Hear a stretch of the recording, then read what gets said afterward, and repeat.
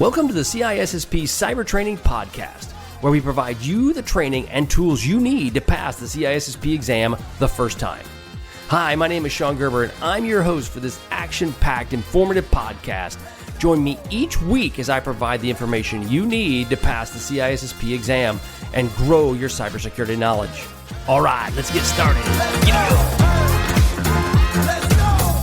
Hey, all, this is Shon Gerber with the CISSP Cyber Training Podcast. Hope you all are doing wonderful today, and today is a beautiful Monday here in the United States, and it's awesome. It's awesome. We're now getting into spring, and so there's wonderful things that we're starting to see outside, and it's green finally. We don't in Kansas here, but it doesn't get a lot of rain, so it does have a bit of a challenge sometimes when the green grass does not want to be so green. It ends up being more brown, but it has been an awesome couple of weeks, and we're pretty excited about that.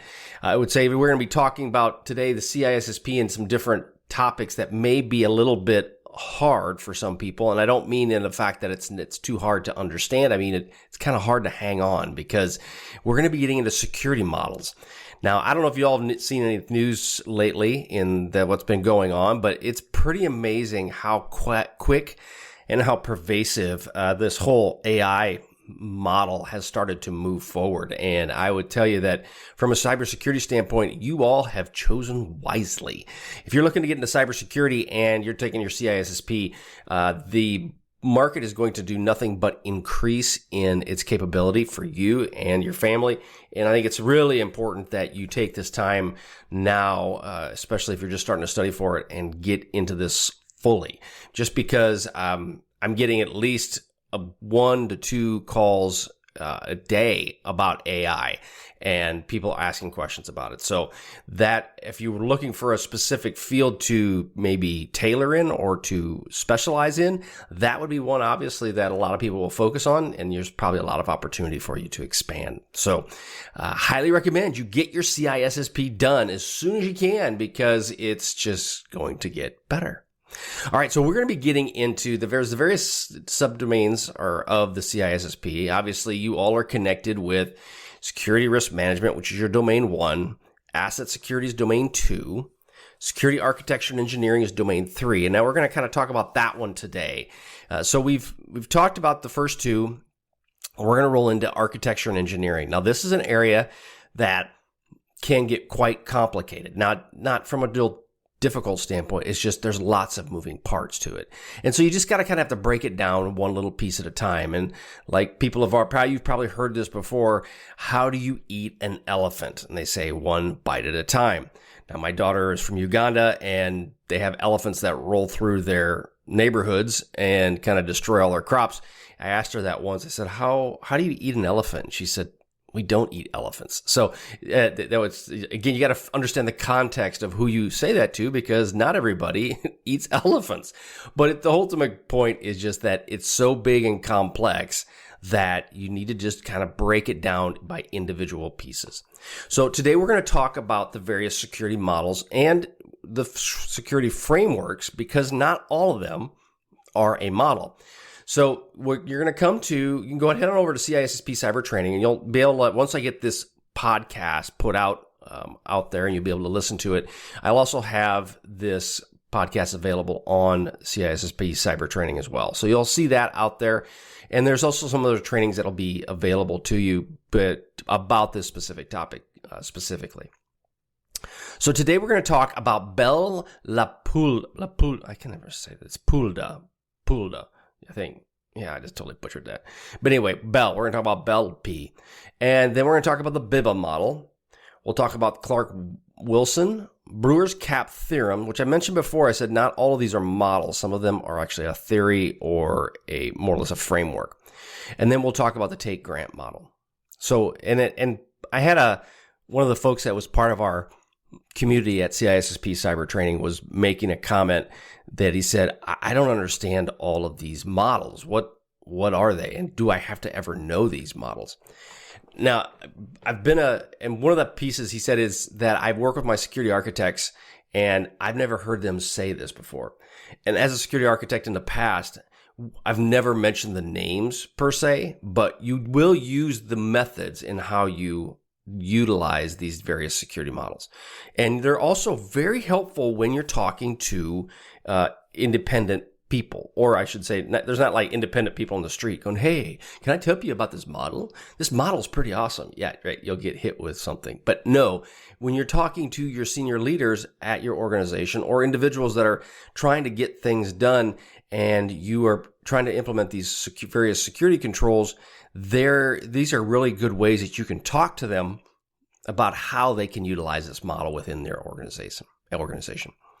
So they'll first start off with the Bell-LaPadula model, which is butchered terribly. And I'm sure somebody can probably help correct me on that. That would be awesome because I just did a terrible job with it.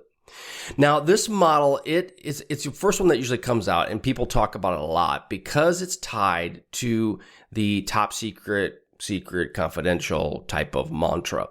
But it focuses on this confidentiality, specifically preventing unauthorized access to the information. Now, as an example, they'll have various levels that will include secret, top secret, confidential, unclassified. They use those types of models, or I should say terminology. And the purpose behind that is that the information that is in that area is not allowed to leak to lower security levels. So what does that mean by that? What do I mean by that? Is that when you are utilizing some data that is in the secret bucket, so you're told, I need to go and utilize some information that is in the secret bucket. So if you're going to go log in, and we do this in the military, there's various computer systems that are set up to allow you access into these secret systems. You log in, you gain access to these systems. You cannot take data out of the secret system and put it in the top secret system. And vice versa. If you want to go to the top secret system, you can't take it out and put it into the secret system. They are very specific buckets, and they avoid from being downgraded or leaked by anything because of the fact that you have very specific areas that you can go. Now, this model was developed back in the 1970s by a gentleman named David Bell and Leonard LaPadula. And these were both part of the United States Department of Defense. And obviously, when you start dealing with the term secret, top secret, the Department of Defense kind of gets rolled into that. Well, they define the security levels for the data and the users, and then basically which level is assigned to that specific label. Like I mentioned before, if it's secret, that's where that label and that's where those users are allowed to gain access to it. Where it's top secret, they're not allowed to gain access to it in a certain area. So they're very limited on what they can do. And these labels indicate the level of sensitivity that is of the data and the level that the clearance of the user. So like in the case of, we have individuals in the military, they have come in with a secret clearance, and having a secret clearance, they're limited to secret information only. And if you get on the secret side, in most cases, if you have a secret clearance, you can gain access to pretty much everything that is secret. They don't really hold you back too much on that. You get into the top secret area, then you have very limited access to specific top secret items. And there's what they call caveats that go into there, where you are limited to, let's just say, top secret program A. But if you have program A, you can't get into program B. And then if you can't get into program B, but you can get in program Z for my friends in the UK, then you have access to that. So it's very limited on what you can and cannot do.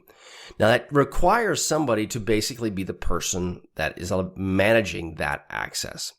And I'm going to focus a little bit stronger on this one just because, one, it's a little bit more near and dear to my heart, but also the fact that it's utilized quite substantially for our folks that are in the various branches of the military or the U.S. government or various governments. And I say the U.S. government, and obviously the CISSP is focused around a lot of the U.S. side as it relates to questions. However, it doesn't matter which company or country you work for. You all have, whatever country you're at, has a version of this, whether you're Chinese, Filipino, Australian, it doesn't matter. Each country has a version similar to this whole model. Now, it has basically two key rules. It's known as no read up and no write down. So like I mentioned before, you're in the bucket, you stay in the bucket. Now, these systems, when they deal with no read up and no write down, you'll see those terms when you're taking the test, and they'll ask that specific question. And you'll need to know, what does that no read up, no write down mean? Because they may ask you a question not saying the model. They may say, what is the model that allows you for no read up and no write down? Now, these rules will state that the user with the security level can only read the data that is the same level or lower. Now, they will let you go lower. So, yeah, if you have a secret clearance and you want to get access to unclassified data, you can get access to unclassified data. But if you have secret, you cannot read higher. But you can't move data out. And that's the other aspects. Now, when it comes to moving data out, there is a process by which you can. So if something was top secret and was declassified to a lower level or completely taken out of the classification schema, there is a process by which this can be done, but that has to be done with very specific methods and very specific people that will do that. Now, it was designed to enforce confidentiality by preventing an unauthorized access to this sensitive data. And that's a big factor in all of this, is that it's around the confidentiality of this. Now, it differs from the other security models, such as the Biba, which we're going to roll into here in a minute, that focus on confidentiality rather than integrity. And that's a big difference around this. The Biba is designed around integrity by preventing unauthorized modifications to the data. So that's what you're going to have to understand for the CISSP exam. Understand the name, but more than understanding the name is understanding what does it do. But when you go and you get out in the real world, and after the CISSP exam is complete and you pass the CISSP exam, then people aren't going to reference the Bell model. They're going to reference, okay, well, I want to put this in a situation where I don't want to allow anybody to read up. They can read down, but they can't read up. I don't want anybody to be able to pull data out, only be able to keep that data within its specific bucket. And then that will cue you to go, okay, well, this is the Bell model, security model. So bottom line with the Bell model is that it's used to enforce confidentiality by assigning security levels to data and to users. And then it basically enforces the no read up and the no write down rules. Okay, so this does differ from many of the other ones, but that's the main purpose around it. So now we're going to roll into the Biba model or Biba model. I'm not sure how someone says that. See, the guys that have these, they don't have like cool names like the Smith model. See, that'd be a whole lot easier. There's like the Clark Wilson one. That's easy. I can understand that, but the Biba. So I'm probably just totally offending Mr. Biba as I'm saying this, but Mr. Kenneth Biba is his name. And it's, he may or may not be here still. I don't know. This was developed back in the 1970s, and purpose was to be an alternative to the Bell-LaPadula model. And again, it's focused primarily on integrity and not on the confidentiality aspect like the first one, the Bell model is. Now, the main thing around this model is Ken, okay, or Ken, maybe I can call him Ken. I wonder if you'll mind if I call him Ken. It's preventing unauthorized access to data and ensuring the data is not modified or destroyed by unauthorized individuals or the processes that are involved. And again, it's designed around integrity, but it does deal with the entire CIA triad, but it is focused primarily around integrity. Basically meaning that the information is accurate, reliable, and completely unaltered. Okay. So when you're dealing with the concept of integrity, there are going to be concepts and topics and terms that they talk about, such as high and low. And you want to be able to ensure that you have access to this information, but you want to make sure that it's not modified or accessed by individuals with lower integrity levels. So the bottom line is that you don't want to have it people that don't have access to it can go and read and write to it. That's the big factor around the integrity piece of it, because if they don't have that access, then that can obviously cause some challenges. Now, as we mentioned before, obviously integrity is a big focus of what the Biba model is around. However, it does cover all of them, right? From the CIA triad, like I mentioned earlier. And when you're dealing with the integrity aspects of it, obviously it is keeping it from unauthorized people having access to the data. But the confidentiality principle of this focuses on protecting sensitive information from unauthorized access. And this can be done through various ways. One, through access controls, encryption, and then other security mechanisms that may be in place. Now, I don't know if you all saw in the news recently that the hardware encryption keys for Intel were compromised. And they're trying to determine how that's going to cause challenges that will roll and cascade down into future encryption aspects. And we talk about that in the CISSP training around what are some aspects for the encryption piece that you need to understand. One of those is the TPM model, the trusted platform module that is out there, and the keys that are hardware or hardwired into these various chips that you'll see on your computers. Well, that's part of that overall process.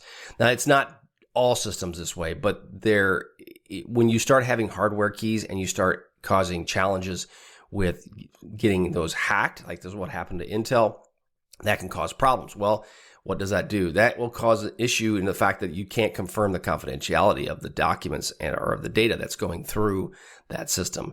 So I just bring that up in the fact that when you are putting various measures and security controls in place, we have to always keep in mind as security practitioners that things can change to the point where it could mitigate some of the security controls you already have in place, making all of your efforts kind of moot. So that's kind of a problem. The other thing around availability as it relates to the Biba model that you want to keep in mind is the fact that you can enforce the availability through various other aspects, through redundancy, through backups, disaster recovery planning, and so forth. And that's a big factor. You might see questions as it relates to the Biba model and it bringing into the CIA triad. So if the CIA triad is a factor in the question where maybe give me a model that covers all aspects of the CIA triad, Biba would be one that you would pick over any other one. It would also, if someone tried to do a stump the dummy question and said the LaPadula model was focused on all three of the CIA triad, you would know that that is incorrect and wrong because it does not. It only focuses on the one. So again, the big differences around this is that LaPadula model, it will focus on all three, whereas the LaPadula does not. It focuses, sorry, my correction. The LaPadula model focuses on confidentiality. The Biba model will focus on all three, your availability, confidentiality, and integrity. The Biba model is also used in systems that require high levels of data integrity, and which would be tied to financial, medical systems as well. So they're more used for those that you have to maintain and ensure that the data is correct, whereas the LaPadula model will be focused primarily on military or governmental type systems. Okay, so now we're going to roll into the easier name that I won't butcher, the Clark-Wilson model. Okay, so this is a little bit easier from a standpoint of trying to say it, but it was developed by David Clark and David Wilson, the David twins, back in 1980. Okay, so just remember, if they ask a question about that, if there was a David and a Tom in the question, then it's not right. It's the David Wilson and David Clark, the band, the boy band of the 1980s. Now, they weren't a boy band that I'm aware of, but you never know. Now, did they have boy bands back then? I don't think so. That was the 90s or 2000s, somewhere around there.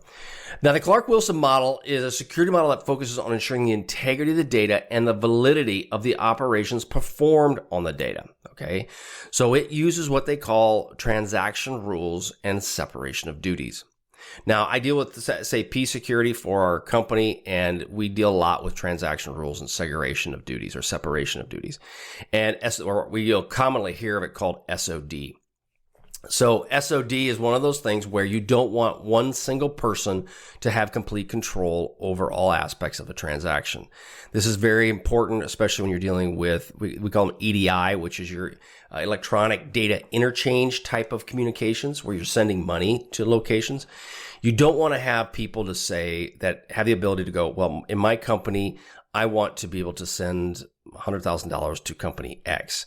And company X tends to be a shell company that this person just built. So he went out, registered an LLC, set it up, went into the system, created himself an account, then in turn created a purchase order. And now your company is sending information to this fake LLC that's in the Cayman Islands.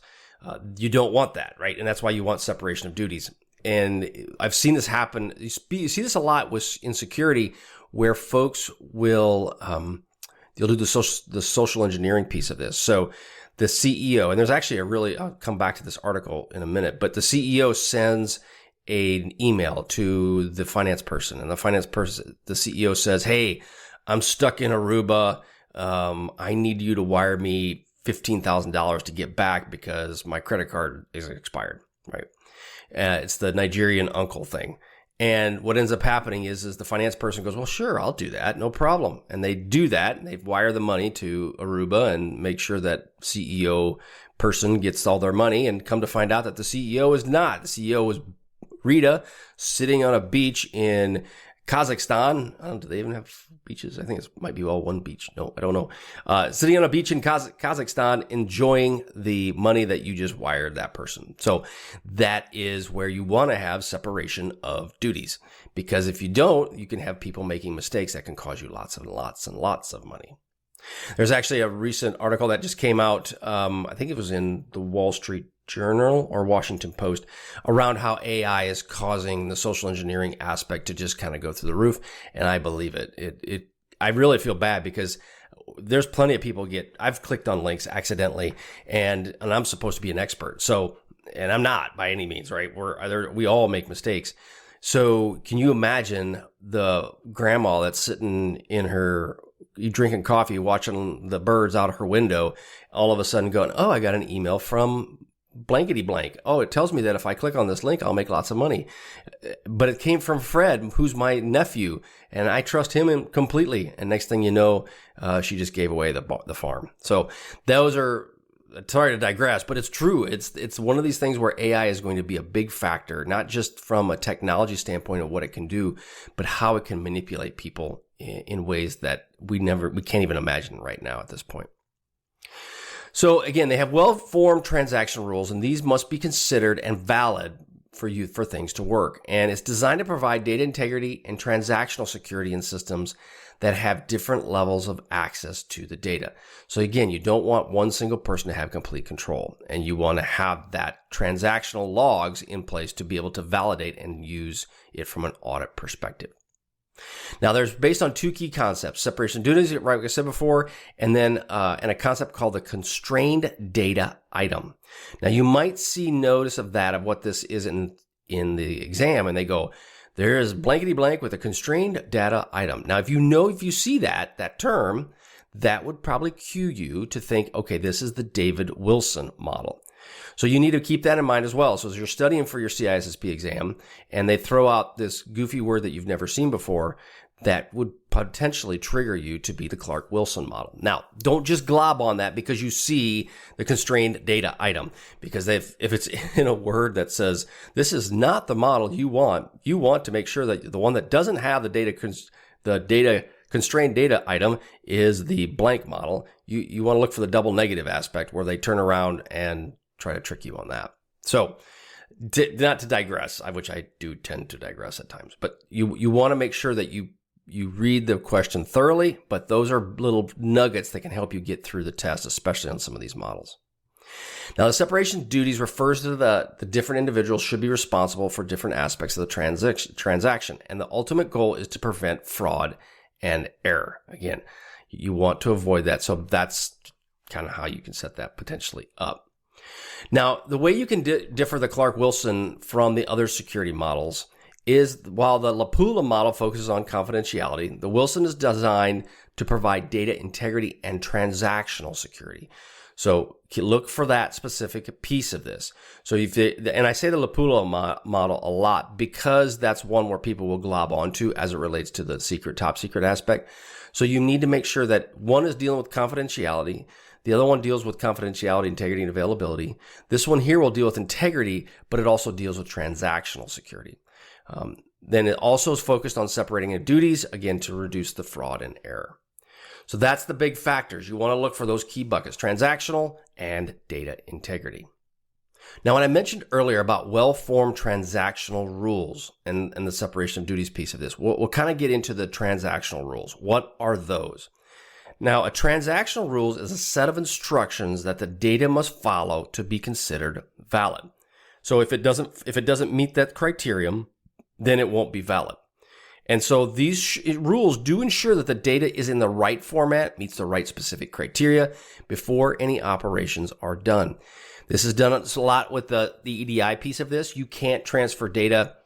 It has to be in a specific format. In some cases, I've dealt dealt that it has had to be in an XML type format. In other cases, it can be in a PDF. It just depends on the receiving end's capability, one, to receive it, and two, what kind of file are they anticipating to see. So if all of a sudden, say a hacker gets into the EDI system, as they get into the EDI system, they are going to try to send transactions to their bank. Well, their bank is only going to accept it in a certain format. Well, they decide that they're going to try to send it in PDF format because they don't know. They don't know what they're doing. And it gets sent in the wrong format. Well, then it will not process just because of the fact that it has to be in a specific format. And in some cases around these EDI solutions, it would go to, I would sign off on it, and then the supervisor or the supervisor's supervisor would sign off on it. And for those to again, that's the separation of duties piece of this, where no one person does have complete control over the entire process. And that's the aspect that you want to try to get into. So you want to have the transactional rules that limit what it can do.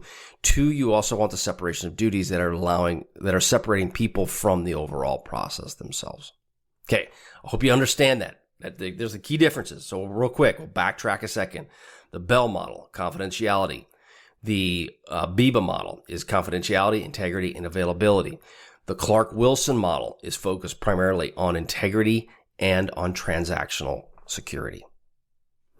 Now, as we're going to roll into the Brewer-Cap theorem, or it's also not called Nash-Brewer.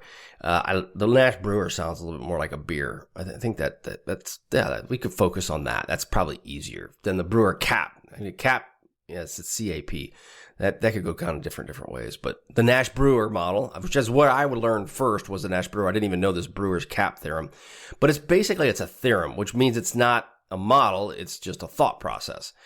And they're dealing with what they call the cap aspect is the consistency, availability, and partition tolerance. Now, it's not a model at all, but it's more of a principle that helps in understanding the various trade-offs when designing a distributed system. Now, in today's world, we deal a lot with the distributed systems, especially in the cloud. And so this is is designed to help you with those various distributed systems. Now, it's not possible to to achieve consistency across all systems. Okay, so all nodes see the same data at the same time. You can't always do that. Availability, the systems themselves have to remain operational even in the face of failures. That's a problem you have. And the partition tolerance is where the system continues to operate despite network partitions. So again, this is designed for designers to make decisions on which aspects to prioritize based on the specific requirements of the system. So the thought process around this is just that what is the consistency of the data? What is the availability of the data? And then can the data be partitioned and put into different aspects? So here's some key understandings you need to kind of take away from this process. And this can be kind of confusing, but understand what the cap part of it is that you can't always all systems cannot be simultaneously in the same situation. So what does that mean? It says that the theorem basically states this, that with a distributed system, it is impossible to simultaneously achieve all three states, all three principles that are called out there. And those three principles obviously is consistency across all of them, these distributed systems, availability across all of them, and then tolerance basically mean the data is perfectly synced across all of them. It's extremely challenging, and you can't do that. So therefore, what you have to do is you have to define trade-offs between those systems. So you must prioritize with this theorem which one are you going to prioritize and which ones are you going to sacrifice. So they're basically saying two principles you need to prioritize, and then you sacrifice the third. So of those three, you decide, and this is very similar to what we deal with in the OT, operational technology space, when you're dealing with the CIA triad. The CIA triad, your confidentiality and integrity are more important than your availability in the business networks in some cases, right? Because you can operate if the network is down. But in the OT space, your operational technology space, that is different. Your availability is extremely important, and your integrity might be a very close second, whereas confidentiality may not be as big of a deal because those networks are relatively old and they're wide open. So you have to make decisions about how do you manage the data. And so it will help you kind of understand that not all three of those states can be achieved at one time. And so therefore you must pick which one is best. So I'll kind of give you a couple different examples around that. There's another term that would come up we call about consistency. Now this refers to all the idea that all the nodes in a distributed system should have the same view of the data at the same time. So basically everything should be visible to all nodes. Now if you've all worked in Office 365, you know that this is not the case. Now it does become available very quickly, but you can't see them all the time. As data is being updated, it isn't always available immediately. Now, availability refers to the ability of the system to respond to requests in a timely manner, even if some nodes in the system are unavailable or failed. Now, if you deal with availability in, let's go, an IoT network, an Internet of Things network, the availability of those systems can be impacted quite substantially because they're segregated in a farm in the middle of nowhere. You may not have access to that data immediately. It may not update to the MQTT server in the cloud, or service, I should say, without maybe but once a day or maybe once a week. You don't know. So the availability will be different depending upon the data that you're trying to access. And then partition tolerances refers to the system's ability to continue to operate even if there is a network partition, meaning that some nodes are cut off from communicating with each other. So those are kind of the things when you're dealing with CAP: consistency, availability, and partitions. What are the key aspects around that? Now, in a distributed system, you need to make sure that each of these principles is a very important part of it, but it is impossible to optimize it for all three simultaneously. So you must focus, as an example, you must focus on consistency and availability, and then partition tolerance may be sacrificed. But on the flip side of that, if you focus on availability and partition tolerance, then consistency may be sacrificed. So you have to, as the security professional, kind of help determine which one do you want to do. Because you're going to have people come to you and ask you, well, what do I do about this data? How do I best protect it? And you're going to have to determine what is the need of the data? What is the purpose of the data? Does it have to be available all the time? Does it not have to be available all the time? So all of those aspects you're going to have to work through with this. Okay, so I'm going to break down some guarantees that we talk about here. So there's another term I'm going to throw at you, guarantees. But there's the CAP theorem does approach this in different ways. And they do want to talk about the guarantees, and the guarantees are the consistency, availability, and the partition tolerance. So I'll break it down a little bit more so that you kind of understand what exactly they're meaning here. So when you're dealing with consistency, we talked about how they have to all agree on the same information at the same time. And this means no matter where you look in the system, you will see the same data in all updates, right? The availability means it's all up and running and you can access it whenever you want to, wherever you need to, and that the system remains operational even if some parts of it fail or are not working. That's the availability piece. And then the partition tolerance basically means that you can continue to work and serve its purpose even if some parts cannot communicate with each other due to the network failures or other security issues. So it does ensure that the system can handle situations where computers or other parts of the network become disconnected or unavailable. So that's where it's kind of breaking that CAP down a little bit more. So I know I said it a lot, but I'm trying to help you understand that those are the big factors as it relates to the CAP theorem. So if you can break these different ones down, it's going to help you dramatically as it relates to understanding these questions on the CISSP. Okay, so now I'm going to roll into the last one, which is the take-grant model. Now, this is a little bit more going to be quicker, just in the fact that it's basically designed, the take-grant model, and it's not about people, so there's no take. The last person would take and the last person grant. No, that's not. No. It's designed between subjects and objects, and it's basically taking and granting access is what it's around. Now, these rules define that are basically granting and taking permissions to help analyze access control scenarios by examining paths and permissions between the subjects and the objects. And we've talked about this in the CISSP. You'll get into subjects and objects quite substantially. And I'll give you just a real easy example on how to understand the take-grant model. And one of the pieces that comes into this is, we'll just use high school. In the United States, with my daughters around the globe, they all in different, if they're in China, they have a different schooling system. If you're in Uganda, it's a different schooling system. I've got a friend of mine it's dating my daughters from Sri Lanka. They have a different type of system. So I'll focus on the United States. It's the high school. It's the last 4 years before you graduate and go off to university, off to college. So I'll give you a high school take on this, because that's my education is, at least in the cyberspace. Yeah, that's all self-taught, is probably high school. And because I'm so old, our high school was basic programming, and it was nothing compared to what it is today. But here's just a high school look at the take grant model. Now, it does help you define and how you analyze how permissions or authority can be granted and taken away. So if you have a student that is out there and you want to grant them authority to go to the bathroom in the hallway, it is a process by which it's granted or removed for that student to go to the restroom. All right, so that will go to the same restroom model. Now, in this case, the principal of the high school has certain powers that allow that person to go to the bathroom or not go to the bathroom. And they can go and do those things. Now, they have the power to basically say they can organize events, they can allow you to go to the bathroom, they can not allow you to go to the bathroom, and they can they can grant access, and they can take away these powers as well. So it's all based on how they could receive or lose the privileges based on certain conditions or actions. So it's real simple, right? And you guys deal with this on a daily basis. Take grant model is something that we all walk through. Anything there's an authority figure in your life, whether it's, in my case, my wife, or it is your principal, you have the take grant method. Now, the purpose of this model is to ensure that authority is distributed and managed properly within an organization.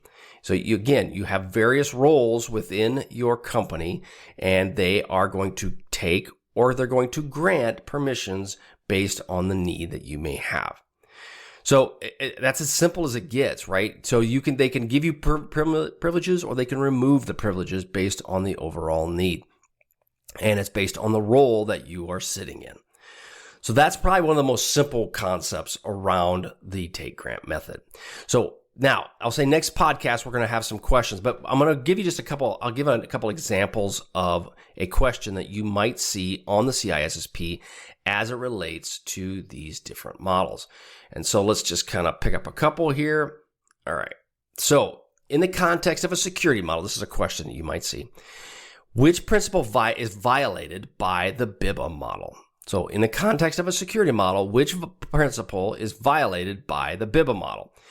A, confidentiality, B, integrity, C, availability, or D, accountability. Okay, so you can go through this, you'll go, all right, well, I know one of those is not a principle, right? So I can throw that one out especially. But which one might be violated by the Biba model? Now, we know the Biba model does cover confidentiality, integrity, and availability. However, the main focus of the Biba model is around integrity rather than confidentiality. So it would be one of those questions you'll be scratching your head going, I don't quite understand this one, because Shon said that CIA is covered on all things of the Biba model. That is true. But the main focus of the Biba model is integrity. So when you see that, you'll see that question, you'll go, oh, okay, so which one is it? And you might bite off on the accountability one just because, well, that doesn't seem right. So I'll pick one that doesn't make any sense. Don't do that. Throw that one out, okay, because that one's the wrong one. But when you're dealing with integrity in the Biba model, it ensures that data integrity is maintained and preventing unauthorized modifications, okay? So you need to make sure you understand that concept. Okay, now we'll give you one more quick question. So this is what I didn't talk about, is the star property. But which security model enforces simple security property and the star property? Now, you go through this and go, all right, well, I haven't heard of any of these, and I haven't mentioned the star property, but we'll kind of quickly go into that, where the Bell-LaPadula model is A, Clark-Wilson model is B, Brewer-Nash theorem, right? Not the model, but the theorem or the framework is C, and then the non-interference model. Okay, so the Bell-LaPadula model does enforce simple security property, which basically means no read up, and the star property, which is no write down. Now, I didn't say that in our training today, but that is another term they will use as well. So this is why you have to understand some of these different various terms that are out there, because that isn't something that's real simple to you. And reading the book that you deal with from ISC Squared around the CISSP, we'll talk about some of these, the simple security property and the star property. But they ensure that the subject can read only the information at the same or lower security levels, while the star property ensures that the subject can only write information in the same or higher security level. And you have to have that ability. But so again, when you're coming to simple security is no read, and the star property is no write down. So no read up is the simple, no write down is the star. Okay, so those are a couple questions as you see from the various models. Again, at the end of the day, the ultimate goal is to pass CISSP. You don't need to get 100, you just need to pass. And when you're focusing on the models, understand the key concepts around them, and that will help you at least be able to navigate some of the questions you may anticipate seeing on the CISSP exam. All right, that's all I have for today. I hope you all have a wonderful, beautiful day wherever you're at on the globe, and we will catch you on the flip side. See ya. Hey, thanks again for listening today. It's been my pleasure to prep you for the CISSP exam. Are you interested, though, in some free CISSP exam questions? Head on over to freecisspquestions.com and sign up to join my email list, and you'll receive access for 60 free CISSP questions each and every month for the next 6 months. That's a total of 360 questions just for signing up with CISSP Cyber Training. You'll also gain access to other free CISSP resources, so just head on over to freecisspquestions.com and sign up, or head on over to CISSPcybertraining.com and sign up today. Have a wonderful day, and we will catch you on the flip side. See ya.